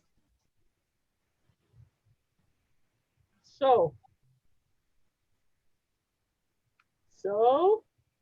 eu fiquei com vontade de dizer que eu estou me sentindo muito inspirada. Acho que, assim como a Clarissa colocou um pouco mais cedo, eu também estou recém-chegada na abordagem centrada na pessoa e eu me interesso muito pelas questões do feminismo e poder ver aqui tantas referências e uma conversa tão rica e ter tantas ideias que são convergentes aqui, né? Me ver pensando e me ver admirando muito do que foi colocado aqui é muito enriquecedor. Eu estou muito fortalecida, assim, eu estou muito feliz de ter participado. And for me too. You are wonderful. You're wonderful to me. I've had more significant conversations internationally than I have just in the United States for various reasons. but I believe that your understanding of philosophy and psychology is very sophisticated, and whether it's your training in the person-centered approach is just way, way, way better, I think. I love it. I really do. I'm feeling more stimulated by you. You asked more interesting questions to me at the beginning than sometimes at the end of conversations that I have with or conference, when I'm at a conference and people are just... people want you more, to come more time, another time. Another season, you know. Okay. Part 2, Carol, part 2. Yeah. I'd love it. Carol. Yes, Vera. Antes de você vir, porque a pandemia vai impedir que a gente se veja tão rapidinho assim, quanto a gente gostaria, eu queria que você nos passasse o material que você tem escrito e não só as referências. Porque, por exemplo, o capítulo que você escreveu no livro Women Writing in Person Center, este livro não está mais à venda no PCC Books.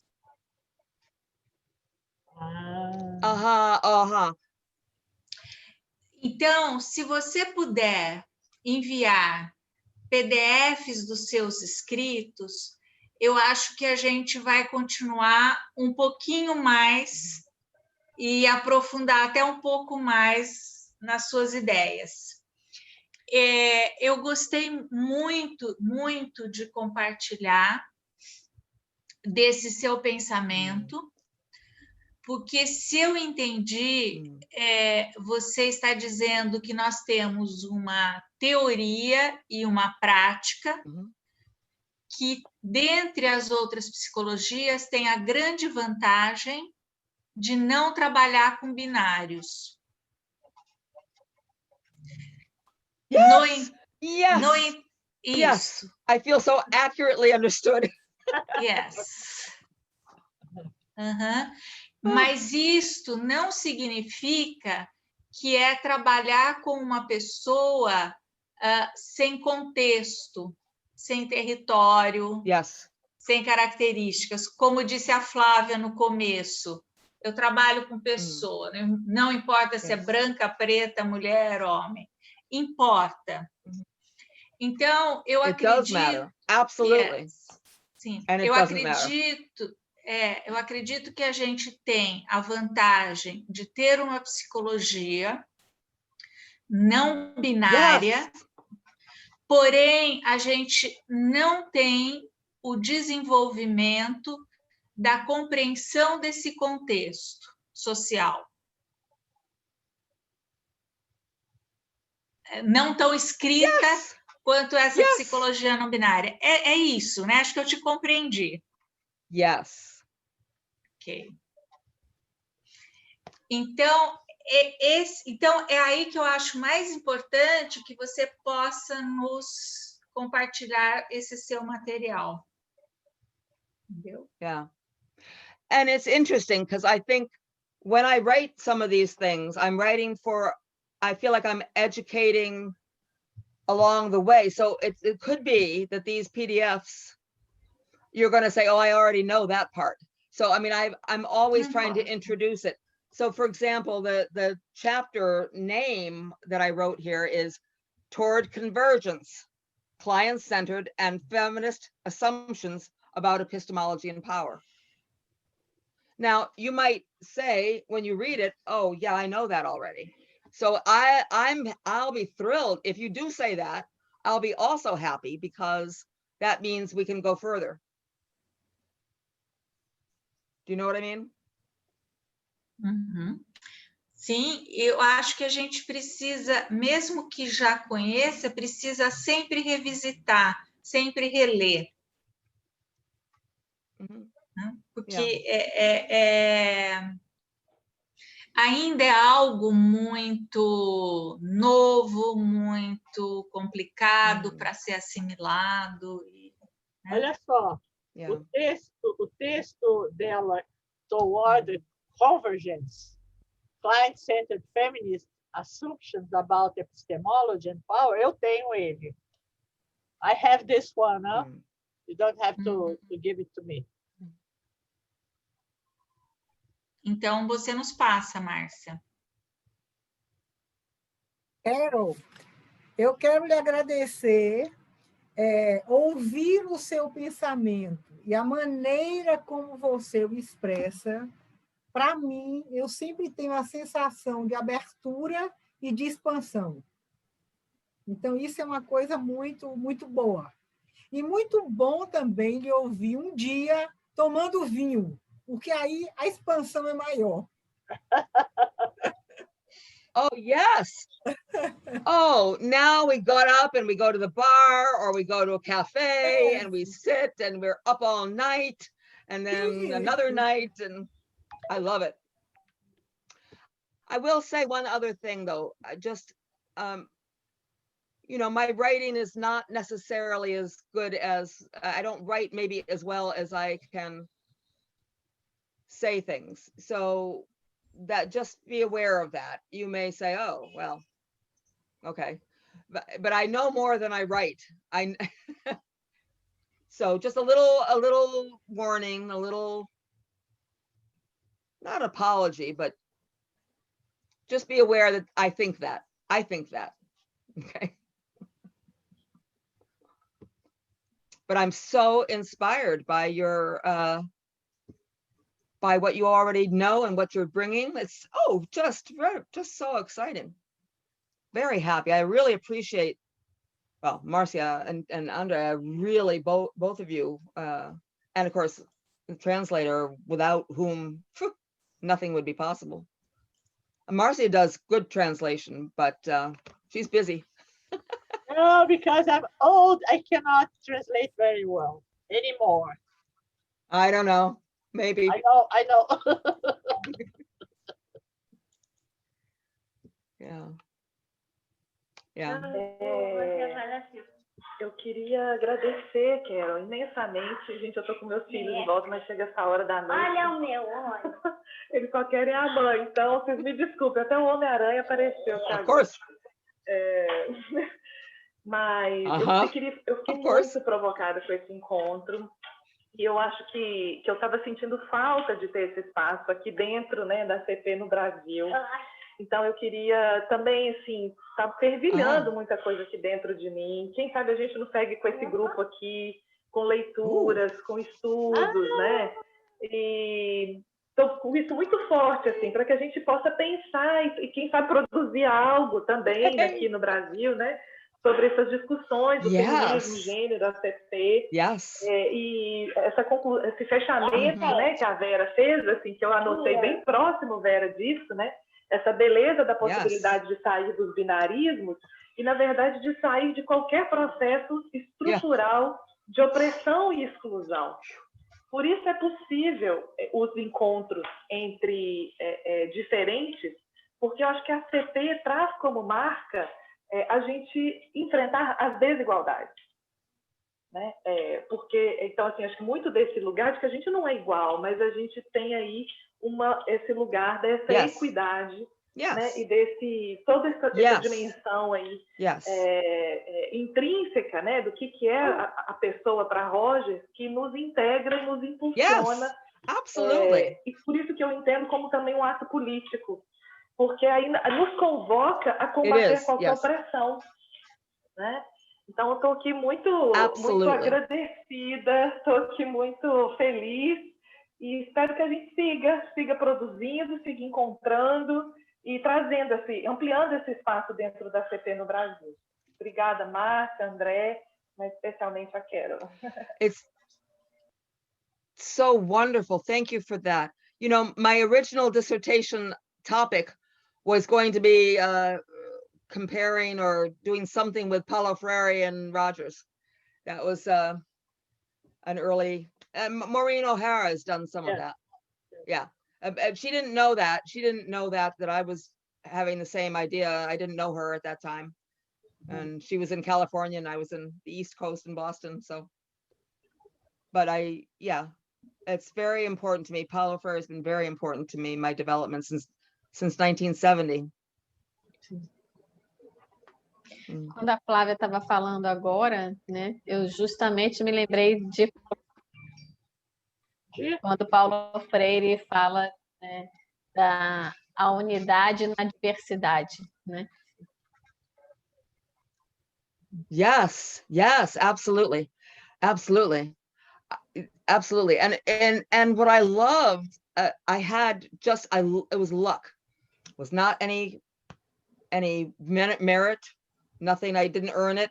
It just happened to be able to go to a weekend with Freire. It was Black educators and Hispanic educators and whites, and we met for this weekend in the States, in Detroit, and I watched him work in such a way where he said people were pushing him that he should have been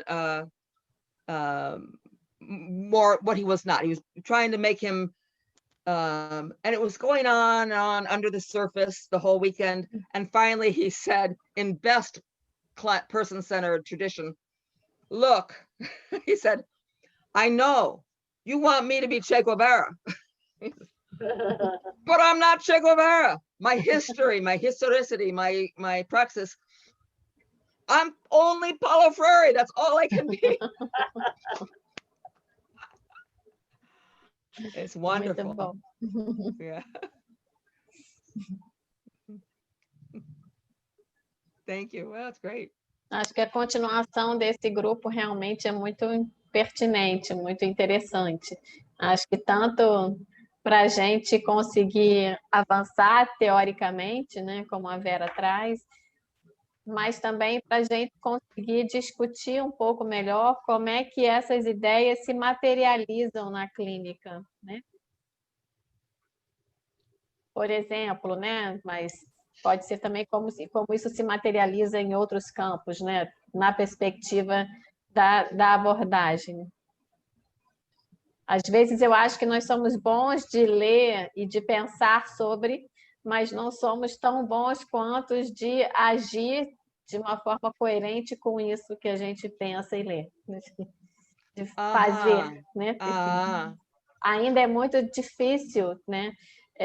A gente fala sobre isso com uma certa facilidade, mais ou menos, mas não é tão fácil assim ser assim. Na relação com os outros e na clínica, né? Oh, yeah. Yes, absolutely. Now, Lucas, I heard your voice very well at the second half of what Carol said. I couldn't hear, I couldn't hear the words. What was the beginning of what Carol said? Do início do que eu falei? Ih, já nem eu me lembro mais, peraí. Like me. I got the rest. Well, I think she said something very yes. Oh. Thank you, Lucas, isso. Que é importante a gente continuar esse grupo para pesquisar, para estudar, para entender, mas também para entender como isso se dá na prática, né?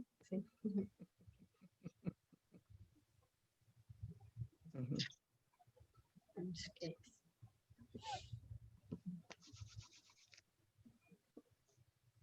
Eu fiquei pensando, quando a gente estava discutindo como fazer isso na clínica,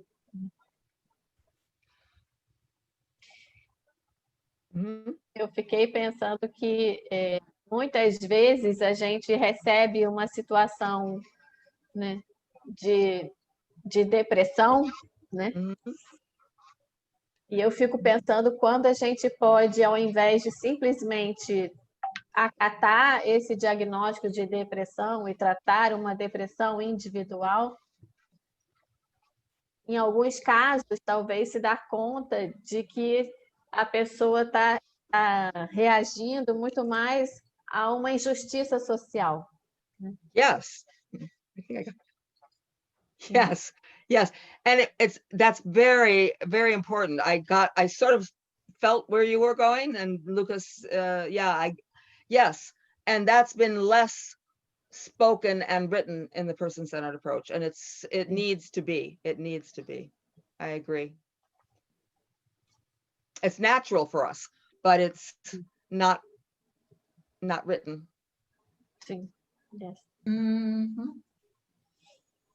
Minha gente, o Lucas está um pouquinho cansado, por isso que ele...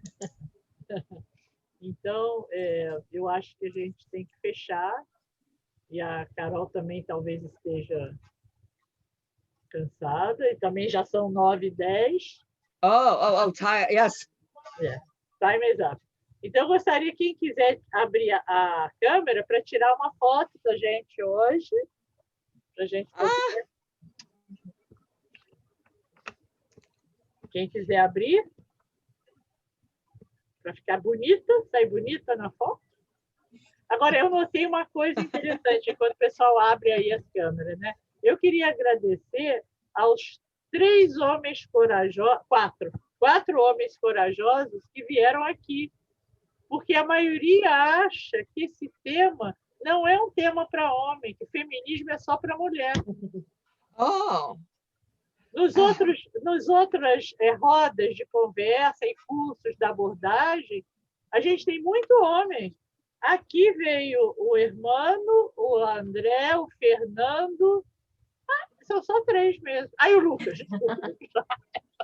Mas o Lucas veio obrigado. Não é interessante isso, minha gente? Márcia, isso costuma acontecer, né? Can I say one thing about that? Acontecer? Não, eu estou falando por causa do tema. Eu sei não, que... então, eu estou dizendo que assim, as rodas últimas que eu vi esse ano, nem foram muitas, mas quando se trata ou de masculinidade tóxica ou de feminismo, os homens não estão. A gente fica interessado em ouvir. É verdade, falar, é verdade. né? E aí fica pouco produtivo também, né? Vamos dar bolsa para os homens. Homem não paga. Homem não paga, mas também não entra. É só me mandar o link que eu vou. Parece que a Carol quer falar alguma coisa também. Yeah. Carol, do you want to say something? Okay. Or do you want to say something? Yeah, I did. But Okay. was I cutting? Was Andre going to say something? No. No? Oh, okay. Yeah, I very much, another whole section I could maybe do next. I started to talk a little bit more about the problems for men in this binary gender piece. And it is not, feminism is not for one gender. Feminism is a social construct in the world. And so just like it's rich people's issue to be poor, and it's white people's issue, racism. So it's the best title I ever read, the best subtitle of a book was not going to show. It's the subtitle was Sexual Arrangements and the Human Malaise. And this is genius. The human what?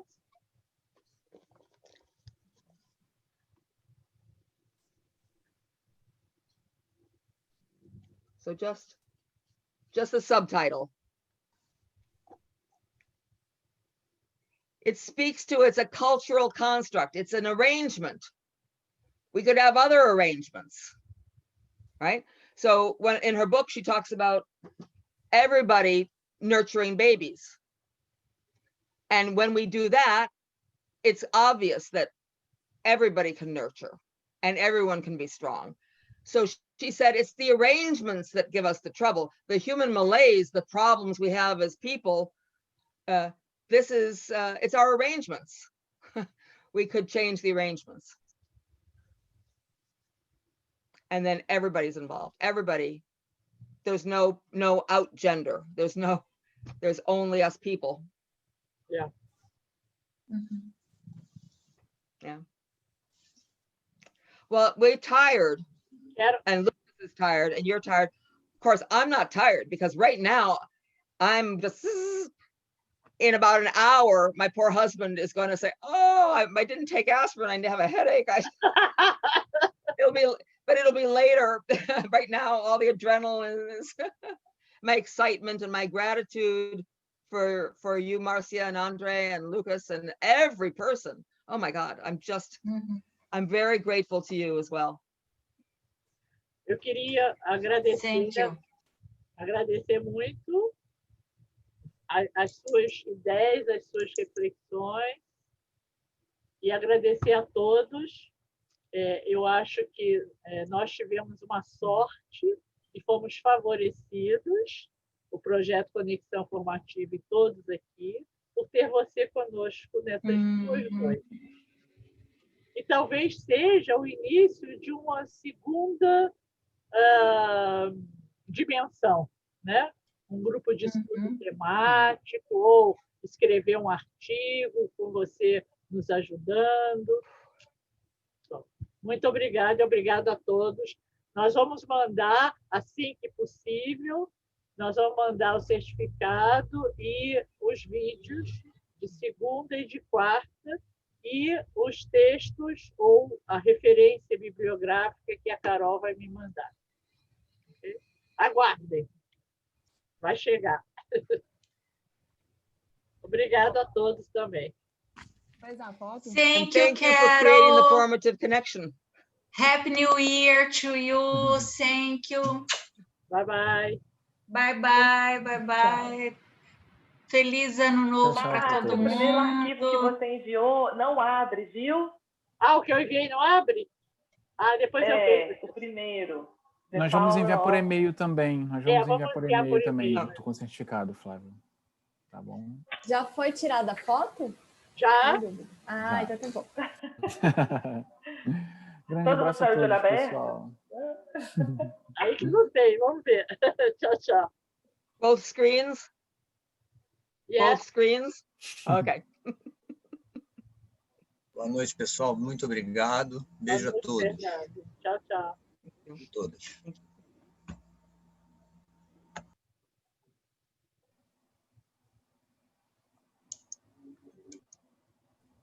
Para a gravação, Márcia. Oh, yes. Para a gravação.